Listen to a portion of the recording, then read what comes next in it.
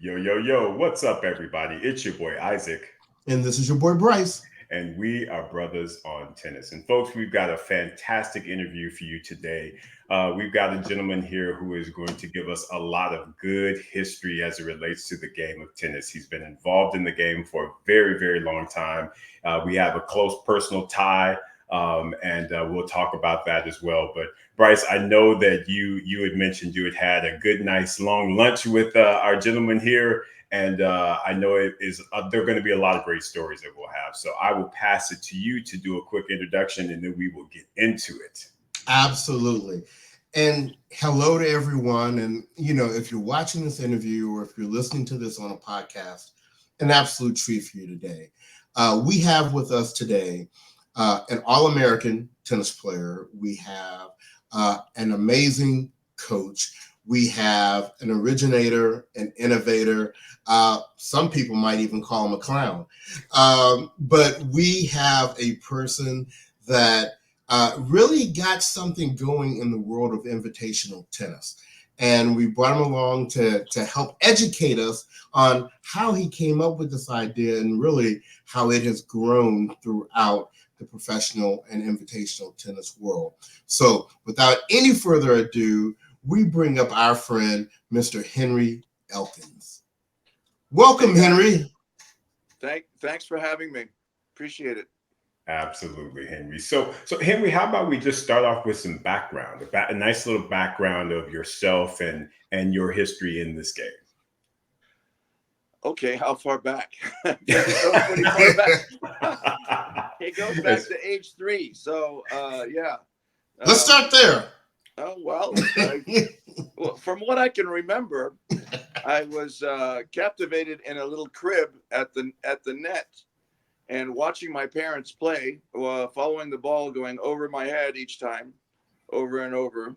And I guess that's a good way to start somebody tracking a ball. I don't know. But those skills stayed with me. So I was able to watch that ball pretty well. I guess little by little, my father really took over the tennis part of it. And my mother was very supportive in that that we were going to go out and just, hit balls and this and that and the other. And there was really no intention at all for many, many, many, many years until, 7, 8 years later, that they saw that, hey, maybe he should, continue playing. And because, I kind of crossed into baseball a little bit. I was running here and there. And you know how kids do, cross training, whether it's intentional or not. They get interest in other things. Back in those days, though, it wasn't really that many things to get interested in like there is now. Obviously, I wasn't a couch potato because we didn't have cell phones. So I was either on my bike going somewhere or most of the time to the tennis courts, and enjoying friends and life. And when I wasn't doing that, I was running. I loved to run, so it was just like an extra cross training for myself. Yeah.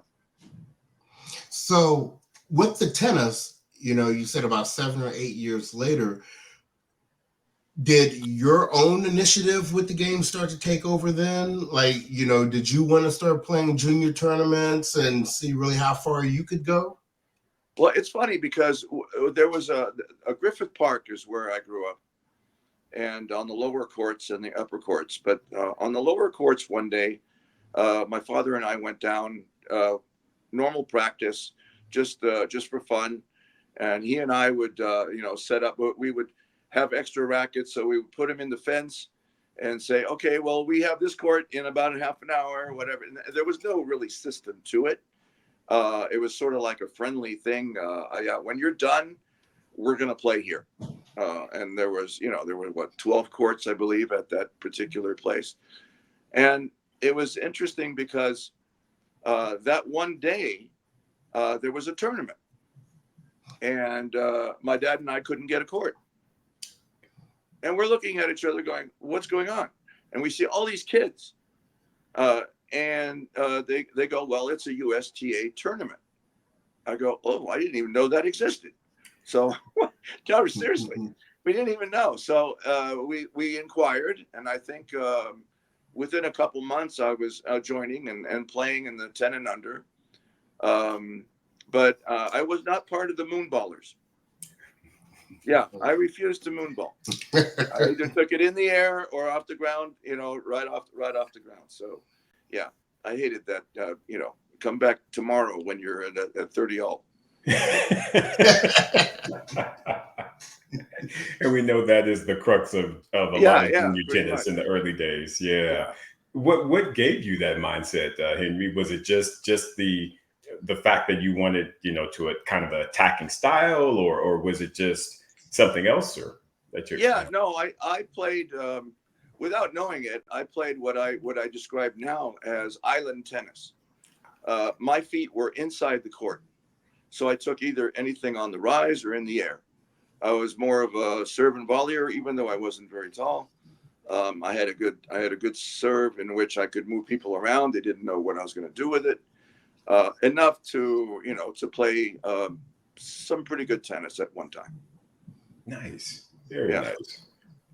So then, now you're not playing the moonballers. You're starting to develop your game. When did you know you were really taking this seriously? It's when my dad told me I was. Okay, there you go. He's like, all right, there you have it. It really wasn't my choice, but it was a good choice because I was better at that than I was at baseball. I was better at that than I was at running. A lot of people could run by me, no problem. So I had this, and the tennis is interesting because it develops you not only as an athlete, but as mindset. It gives you ways to figure out stuff, and that also comes into play in real life. So what you learn on the court, you can develop and use off the court as well. Absolutely. And Henry, what age were you when your father kind of told you that this is your path, this is your lane? Probably between 10 and 12, somewhere in there. Yeah. Okay. Yeah. Nice. And at that point, is that where you then kind of started playing more tournaments and doing things like that? Okay. Yeah, my very first tournament was at UCLA in the 10 and unders, and without knowing it, I was playing the first seed, which I didn't even know what that was. It was just, anyway. So I was playing this guy, and he was more or less a moonballer. He was very steady. Everybody called him Eddie Steady, but that wasn't his name. His name was Paul, and I'll stop at that. Anyway, so we were playing, and then between the changeovers, the mom would sit there and tell me how good her son is. Wow. Yeah, and I said, yeah, he's pretty good, but why am I beating him? And then it got to the point where she would call the lines. Oh. Yeah, and I honestly had no idea what was going on. Okay, so I ended up actually losing that match, but it was a very close match, and all the kids ran up to me afterwards and said, "Man, you almost beat the first seed." And I go, "What's that?" So little by little, I started understanding USTA and the rankings and this and that and what they thought was important, which is not always important. So what was your kind of breakthrough moment? Where? When? Meaning when you were like considered either a top junior or you can go to college and play, or well, there were some close matches with a lot of really good players. I mean, I was ranked I think in my junior year in high school 5th in Los Angeles County.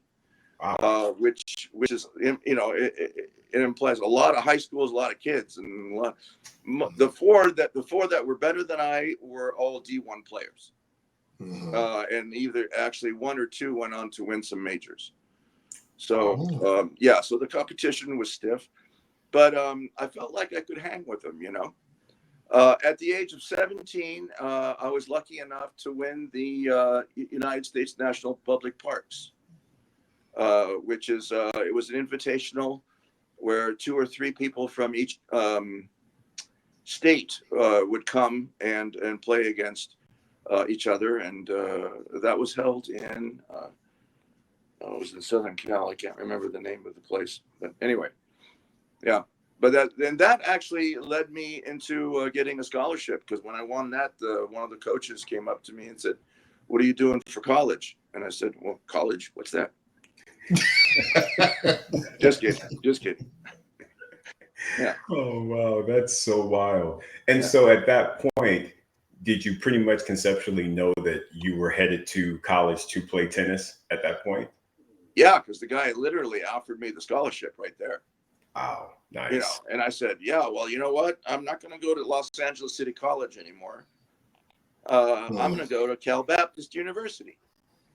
And we were at NAI school because there's literally only 700 kids in the school at the time that I attended.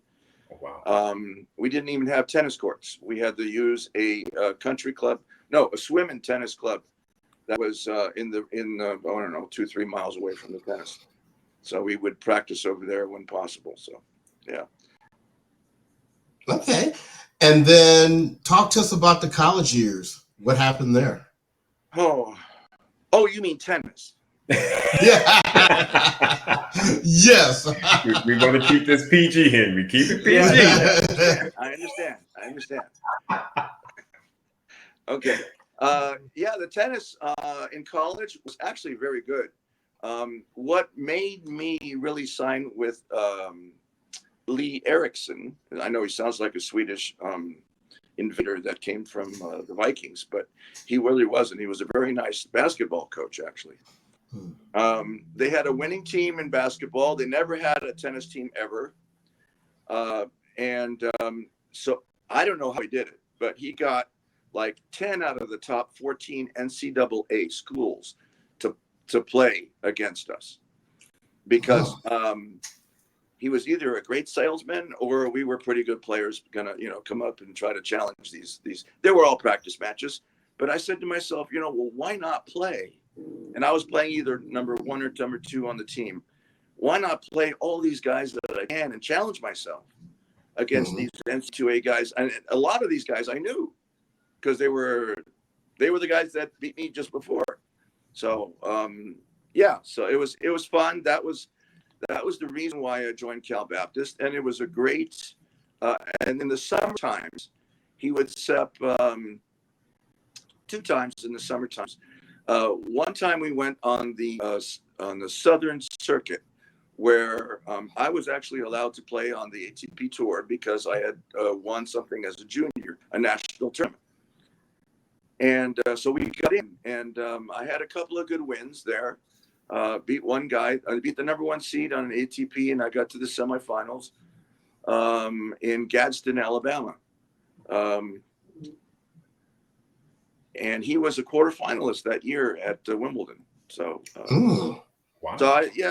So the tennis was there. I kind of believed I could make it. We'll see. And then the next year, I went over to Europe and played in Europe in the summertime. That was good in that I played a lot of doubles over there. I was more successful in doubles than singles because a lot of it was on clay. Not my favorite, because you can't really serve and volley on clay. You take the ball on the rise, there's a lot of miss hits. So, but I learned a lot, and I learned how to be more patient from the baseline when possible. I did well on the hard courts in Europe, but not on the clay. And was that when did you get introduced to clay, Henry? When was it in your juniors, or was it when did that happen? I got a story for you. So we went down to New Orleans, and we were going to play on. And so the first year with Coach Eriksson, I played in Birmingham, New Orleans, Gadsden, and a lot of those Chattanooga. A lot of those were clay. Okay. And so my very first one was in, I believe it was in New Orleans. And to practice, being a Southern Cal kid, we didn't have humidity. So for practice, coach would take a bucket of water, throw it on us, and say, go play. And we're wondering, what the heck are you doing? He says, well, you know what? By the third game, you're going to feel like that.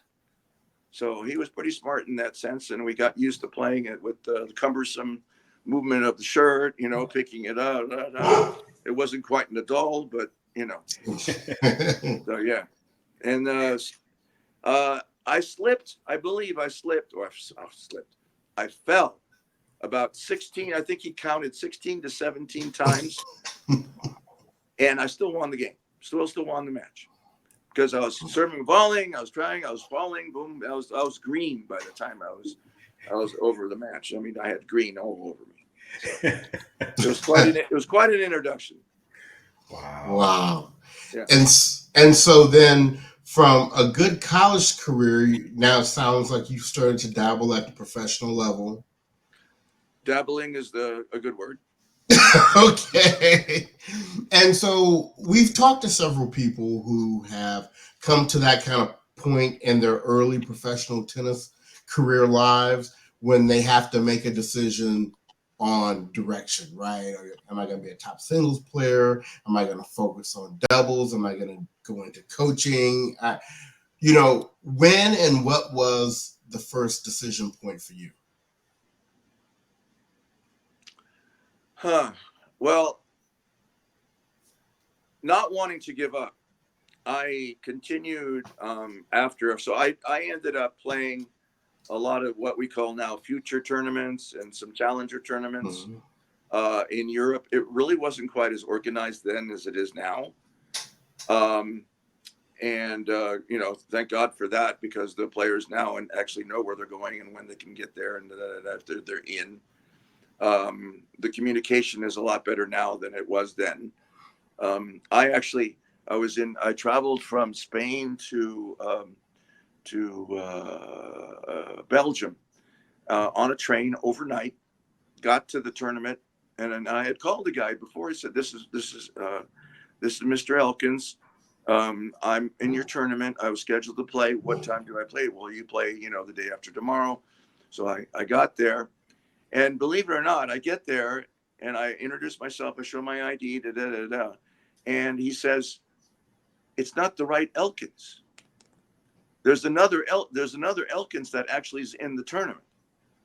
And I go, well, wait a minute. You just told me over the phone. Yes, I know, but so you see how that could happen. It was disappointing, obviously, because I traveled all night and all day and didn't get to play. So yeah, kind of weird, but those things happen, and you take it and you go on. So I went back to Paris, practiced some more, and got into some other tournaments. I was kind of stationed in Toulouse for a while, and found a good doubles partner, and we did pretty well in doubles. We got to a lot of finals and ended up winning like 7 tournaments that year.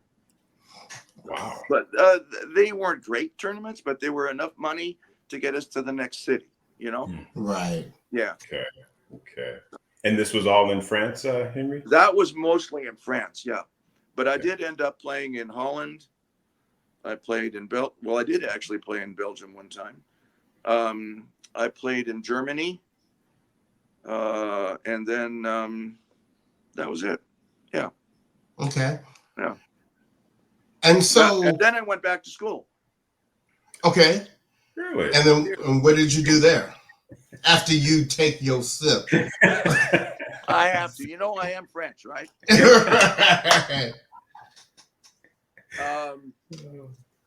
Well, what was the question again? So you went back to school? Yeah. Oh, yeah. Went to Texas State University. Okay. Because our program at Cal Baptist was canceled. Why it was canceled? We were the number 1 or 2 team in the nation, NAIA. I don't think they were prepared to have that on their agenda. I guess we were maybe too successful too quick. We didn't have the facility. later on, I understand that donations were given to the club, to the school, and they put in 6 courts. They had land, but we didn't see it. So it was interesting.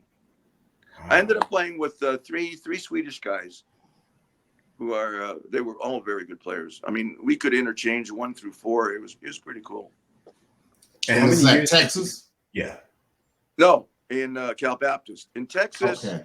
Yeah, in Texas, it wasn't very deep. I did that just to finish my education. Okay. So I did play, but it wasn't as strong as me. So nice. Yeah. But you went back and you got I'm assuming you got your degree. What did you focus on? In that particular school, kinesiology, but it was a general physical education degree. Gotcha. Yeah. So you went back to Texas, you got your degree, you played a little bit. At that point, where is your mind at as it relates to tennis as a whole? Are you thinking still playing, the equivalent of challengers and futures, or where was your mind at that particular point? Yes, for a small time. When I say relatively small time, I mean 1 or 2 years. Okay. Because over a lifetime, that's relatively small. So, but it was a lot of time and a lot of hope that I could make it. So, and actually, that's when actually David came out to watch me play a few matches in the Los Angeles area. David Williams, who I guess we'll talk about later, probably. So that's when he goes, he says, "Wow, man, you played great. You did this, you did that." And he's kind of like you in the sense that he loved the game and he wanted to learn so much about it, and I was kind of his reference go-to guy so, and we became very good friends from my senior year in from senior year in college and beyond. So, at this point, people are aware of you as a collegiate tennis player, playing maybe the smaller end of the tour. Where did the whole Bijou thing come from? And what is the Bijou thing? When one door closes, another opens. So my dad, seeing that I wasn't going to make, the top, because at that time you needed to be top 50 to make money. Okay. Now it's top 100, 150, depending if you're from a country, let's say like Japan, and you're number 101, you're going to make a lot of money off court because through publicity, this, that, you're their number 1 player. But what are you in the world? Okay, right? So, but for them, they're supporting their player. Okay, in the United States, that doesn't happen. In fact, I have a player that I help on tour, Hadi Habib, who chose to be Lebanese instead of American, even though he was born here. Sort of like Osaka, who was Japanese instead of American. Okay, so similar in that sense. Where was I? Bijou. I got sidetracked. Sorry. How did Bijou come about? Oh, Bijou, yeah. That guy. That's my ultra ego, by the way. He's an only child. Did you know that? Is he? No siblings, huh? Okay. I know not many people are going to get that, but yeah, Bijou was a nickname that I got when I was 2 or 3 years old from my godparents. They asked my mom, "What's his name?" Henri Paul. Oh, they can't. Henri Paul for this little jewel. How do you say jewel in French? Well, it's Bijou. So that's how Bijou came about. And I took it on as a stage name afterwards. My mom always called me Bijou unless I was doing something wrong. And then it was Henry. But when it was really bad, it was Henri Paul. So then I really knew I was in trouble. So, yeah, just probably similar to a lot of other people. But Bijou came about when my dad took me to the Harlem Globetrotters one time. And I had never been. I don't think he had either, but he knew that it was basketball humor. Okay. sport, showing people that sport can be fun, not just competitive. And the idea, the global idea, came from that. He knocked me on the shoulder one time and said, "Nobody does this in tennis." And I go, "What do you mean?" He said, "Well, with my background, him in vaudeville, we can put a show together." And I go, "Okay, let's try it." I mean, what did I have to lose, right? I wasn't making $1 million playing, so might as well have fun doing it, right? And showing my thing is, I love to show people that tennis is fun, you know, and I still do in my lessons and stuff like that. I mean, I would today on my day off, other than with you guys, I was in tennis for 3 or 4 hours with this 9-year-old who is, I'm in Salt Lake. She comes in from Sun Valley, Idaho, for lessons and then to play tennis, and that's a 6-hour drive back. And I was with her watching a match, which she won. She was 9 years old. She played this 14-year-old who had 0.5 higher UTR, and she beat her 3-3. So I was happy about that. Yeah. So that's what I was doing just prior to coming here on this thing. So yeah. So that's how it began. The Harlem Globetrotters inspired the thought of the Bijou Tennis Show, and it evolved from there. Because So it's not the same show that it was. Humor was added little by little.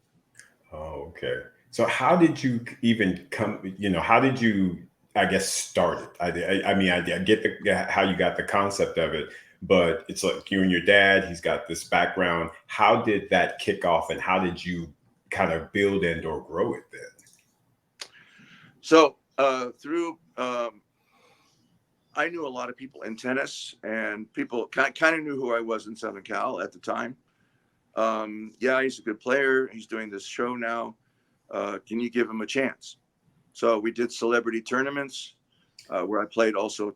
I was the pro, and I was also the show. So 2 separate things. Like Steve Garvey events, this, that, the other. I understand he's running for what is it, senator now? Isn't he? Something like that. Yeah. Steve. I saw him on TV the other day. I go, "Hey, I played in your tournament." He actually interviewed me one time at 6 a.m. in the morning. He made me get up when I was in like, I don't know, it must have been 17, 18, and interviewed me about doing the show and stuff like that. It was kind of weird, but it was cool. Yeah. Long story short, my dad was a good salesman. He talked to Wilson. There's a guy named Bob Schaefer, who at the time, he's probably very well known in the tennis world. And he gave me my first shot with Vitas Gerulaitis and Rod Laver. They were playing an exhibition down at Irvine Racket Club. And that was my first official show. After, at least 3 years of practice, day in, day out. Wow. Yeah. It wasn't easy putting it together, I'll tell you. So describe for us, for the people who have not seen the Bijou show, what is it? So in the beginning, it was trick shots and a lot of acrobatics. It was more showing off. But little by little, we integrated music, we integrated comedy, and now it's basically based on comedy with the trick shots. Gotcha. I'm taking a lesson. I'm picked out of the audience. I have a ticket, like a raffle ticket, like everybody else does. And they go, "It's Mr. Bijou won the raffle ticket." So I come down. "Have you ever played before?" I know I've never played before. So I'm a beginner.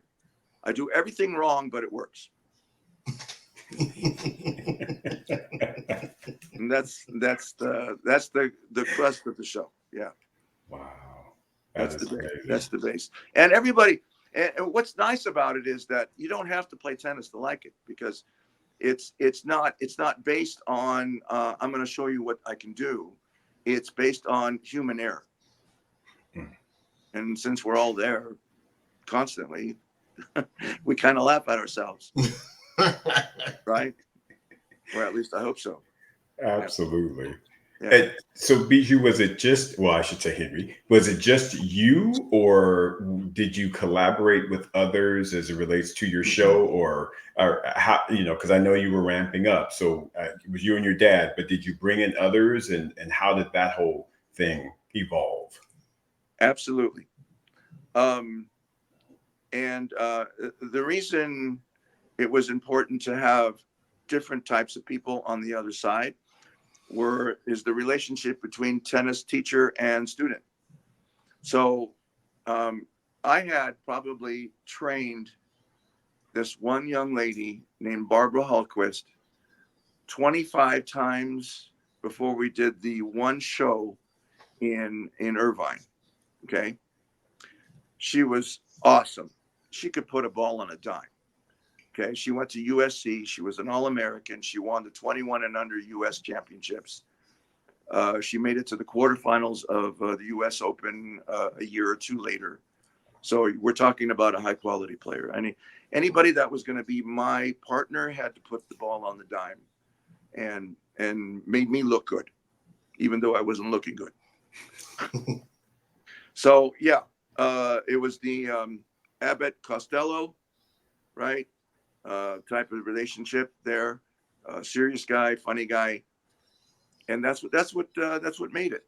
So, and then I had musicians. I had this gentleman with a guitar who was sang in the beginning, live music. It was all live.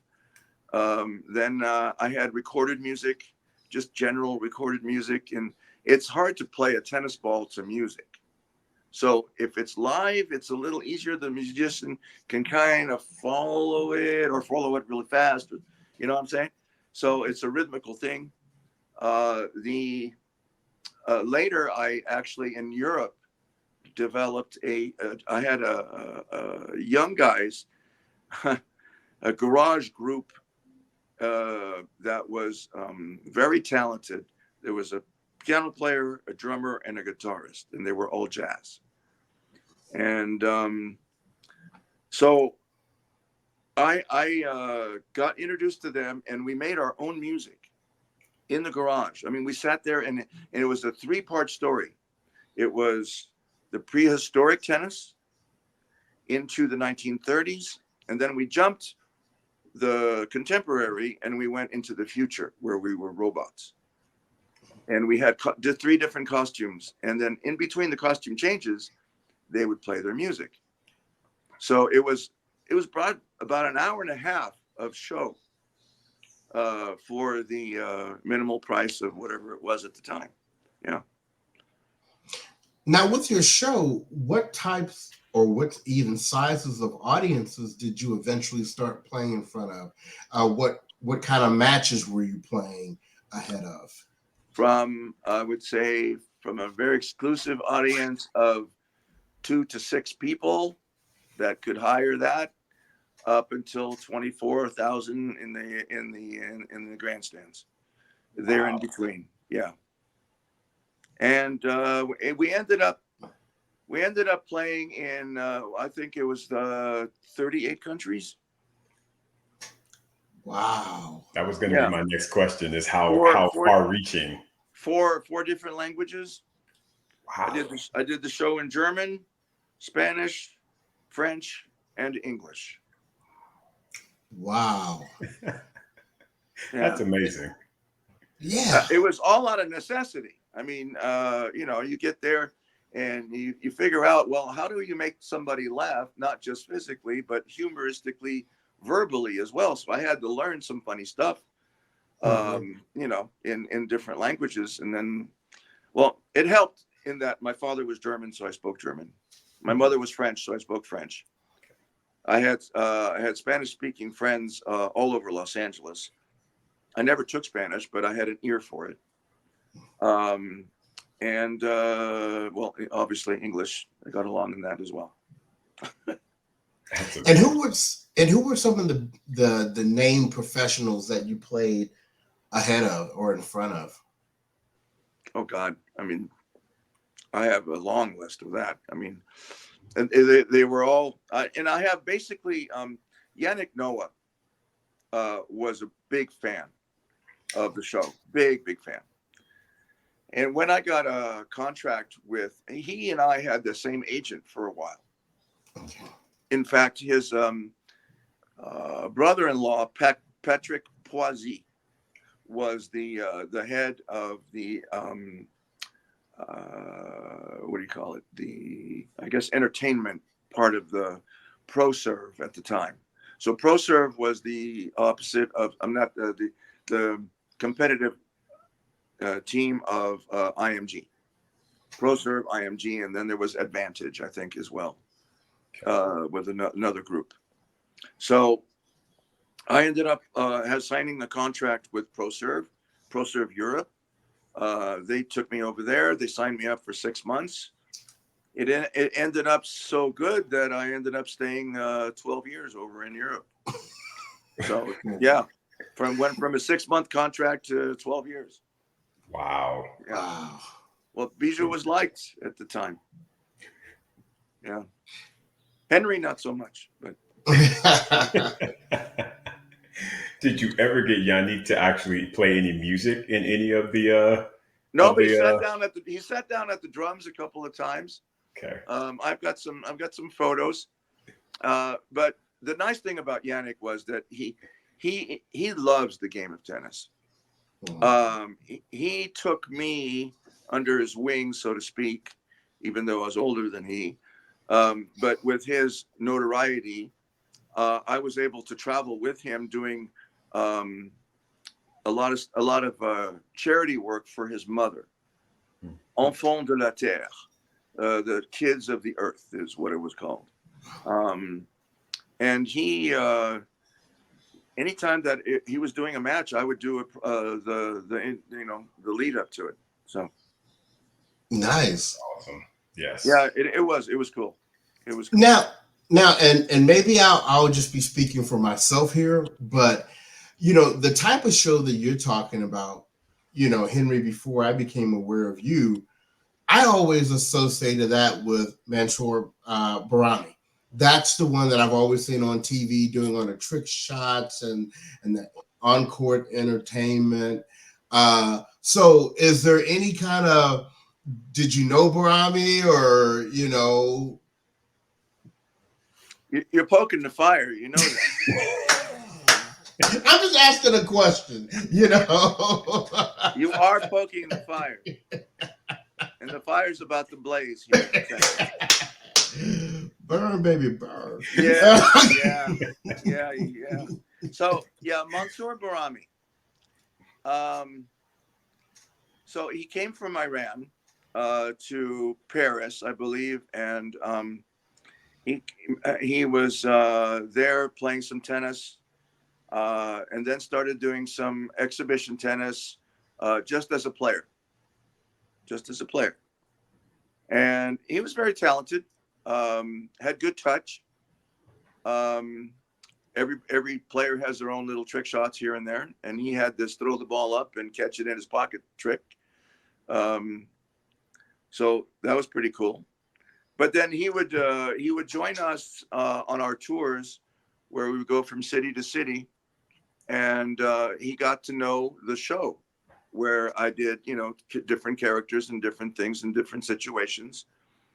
And then when he was not with us, then he would kind of copy what I did and take it somewhere else.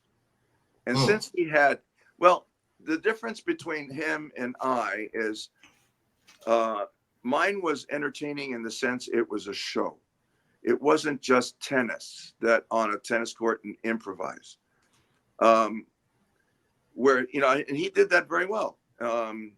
He had 3 other very good players, if not top professionals, play with him during these exhibitions. So these rallies were incredible anyway, right? Whereas my partner was giving me a tennis lesson.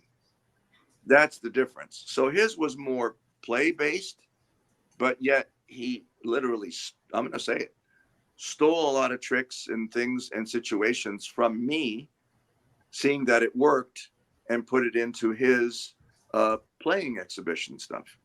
And through his notoriety as a tennis player, got very popular. And at one time we were kind of like, competitive, but he's still in Europe, and we're too old to fight about it now. So, but one thing I do would, and if he ever hears this, I would like him to at least acknowledge that he did that. Because I don't think he ever has. He's never given me any kudos whatsoever for inspiring things that in his way of doing exhibitions. I'm not taking anything away from what he does. Anything. It's all good. And people, and I'm happy that he existed, and the fact that I take it as a compliment that he did that. That's where I'm at. Man. Fire's out. Well, that is a very diplomatic way of explaining that, Henry. Too bad there weren't like copywriting type things that you could put into play. He owe me a lot of money. Exactly. I could retire on it. Well, and I know that just even last year, he was on HBO Real Sports Bryant Gumbel with a Bryant Gumbel show, talking about what he does. And I'm going to kind of, pitch something up here for you. I know in 2009, he released his book, The Court Jester, which he talks about, what he does on the court. I didn't know if you had read his book or not. And even if you were even potentially mentioned in his book, but I know that you kind of have a book coming out too. So catch us up on all that.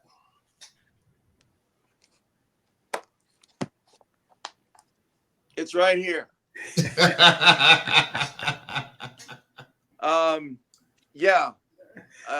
I've been working on it for about a year and a half now.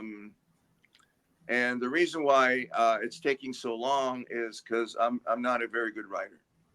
I'm a good storyteller, but putting it when I get, and I'm starting to type and this, that, the other, or starting to talk into whatever, it doesn't come out the way I want it to. So I got to look it over and look it over and look it over. And then I get tired of that. I have to work. I'm working on the court, 40 to 45 hours a week. Nice. I'm not a spring chicken anymore. So at the end of the day, instead of right. So you see where I'm coming from, right? Yeah. Right. But it will come out. It will come out. It'll come out soon. It'll come out when it's going to come out. I think timing, God has his way of doing things. So if it's not time to come out, it's not time to come out. It'll come out when it comes out. Mm-hmm. I got 11, 12 chapters done. I think I'm going to go 13, 14, maybe at the max. Okay. Add a few pictures in there. Right. Yeah. I'm waiting. I do want Matt Vielander to write me a little something, because I did a lot of exhibitions with him, and he loves the show. Boris Becker, Ivan Lendl, top players in the world, Vilas, all these players I actually warmed up. Henri LeConte, I warmed them up before their exhibition matches, playing with them. Andres Gomez, you name it. I mean, at the time it was a lot of fun meeting all these guys and playing just, fun tennis with them. Right. It wasn't based on competition. It was based on having the crowd enjoy what we do. Absolutely. Sounds like you've got a nice lengthy Rolodex that you can pick from, which is always a good thing when you're writing a book. That is for sure. That's really incredible, Henry. Any other things that you are doing outside of the book, outside of the coaching? It sounds like that's pretty much what's taking up all of your time, but is there anything else going on in your life? Wine. Yeah. I actually have a friend in California who says, you should own a winery. You should own a vineyard. I go, well, it's not a bad idea. It's just that, where's the money coming from? Right. But yeah, actually, coaching. I'm giving as much as I can back to players that show that they really want to exceed in tennis. Some I do with the idea that they can afford it. Others I'm giving my time to them. So very nice. Very nice. Yeah, very nice. I think it's important to give back. Oh, absolutely. Absolutely. And that's a beautiful thing that you are doing that. So here, I have one final question for me before we get ready to sign off. Any interesting stories you have from across the years involving, I don't know, any players that we may know? Any interesting stories come to mind? Yeah, I'm gonna get in trouble here. I mean, nothing that gets you in trouble. Nice. No. Okay, all right. So yeah. A world famous player and kind of a comic himself, Eli Nastasi. Mm-hmm. So couple of things. We would travel a lot, and he would disappear during the day, and then he'd come back with a big smile on his face. So we kind of knew where he went. That was one thing. And another thing with him was I was really feeling sick one night in Lyon, France, and we had an exhibition the next day, and he says, "Bijou, come here, Bijou. I'll fix it for you." And he sits me down at the hotel bar, orders me a double scotch. He says, "Drink it quick, drink it, go to bed. You'll be fine tomorrow." I didn't know Eli Nastasi was a doctor. Oh my God. I woke up, sweat, shower, I was fine. Wow. It was crazy. Because I don't drink that. I drink this, but I don't drink that. So yeah. Anyway, that was a once in a lifetime thing.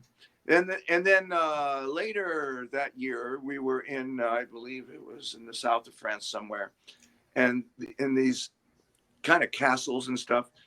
And he swears that I was walking around the windows, right in the courtyard, knocking on his window and stuff like that. It wasn't me. Whoever it wasn't me.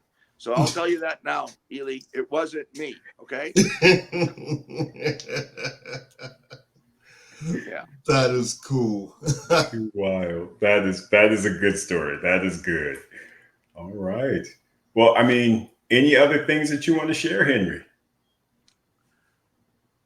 Maybe some other time. Actually, I was nervous at first, but now I'm really getting into it. So the wine is settling in, huh? Yeah. Well, no, I only had 2 sips. So yeah. No, absolutely. We'd love for you to come back and visit and catch us up on things. One of the things that we've been talking about, or we've been referring to this whole episode, is that we did share a very, very good friend in common, David Williams. We mentioned his name earlier. Yep. Isaac and I have been hearing about Henri for over 20 years through our good friend David, who passed at the end of last year. Yeah. Tremendous loss for all of us. But we've never done this before. But I think this is the first episode we're doing that we're going to dedicate to somebody. And so, we dedicate this interview because David said this needed to happen. We needed to meet. You needed to come on the show. He's with us. Yes, we are dedicating this episode to our dear departed friend, Mr. David Williams. Any thoughts, fellas? Amen. It was such a sudden thing because I was so surprised when Beth texted and said David passed today. So I go, oh my God. I mean, I almost didn't believe it, you know? Right. And then I just had to figure it out. I mean, and he and I used to run, play basketball, play tennis. We would go out partying, this, that, the other. I mean, we were friends we were friends 40 some odd plus years. Right. Amazing. At least. Yeah. At least 40 years. Yeah. Well, David always talked about you. He always talked to you. Got to talk to Bijou. We got to connect you and Bijou. So good to meet the He man was so behind. kind. His heart was so big. He was so kind. He Yeah. saw the best in everybody. He really did. Absolutely agree. Absolutely. He was absolutely like an older brother to us, and we teased him about that a lot. Focused on the older, but you know, we were playing tennis not too long ago, a bunch of us, and we were kind of using phrases that David always used on the court and things he would do, and we just miss him. We can't believe he's gone either. Well, if we ever get together, maybe we can play some doubles. I'm sure you have a fourth that you can pick out. We absolutely do. Yes, we absolutely do. Okay. I'm trying to meet Roger Federer by then. Bring him in. So, well, anyway, Henry, thank you so much for coming on the show. It's been great hearing your story, maybe hearing some truths there that we had not heard before, and like we just stated, honoring our dear friend David's memory. Yeah. We look forward to having you back whenever you're ready. You got my cell phone number. Just hit me up. Gotcha. We'll pull it together and we'll chat again. So, yeah, there's plenty of stories about, you know, in different countries, China playing tennis on the China wall, you know, getting a translator instead of, you know, being able. Imagine trying to make jokes in Chinese. There's no way. No way. I found out the best thing to do in China was try to hit my opponent, and they loved it.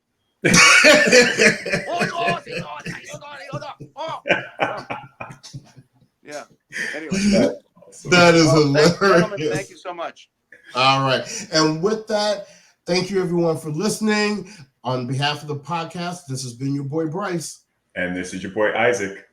And we are Brothers on Tennis. Everyone, take care.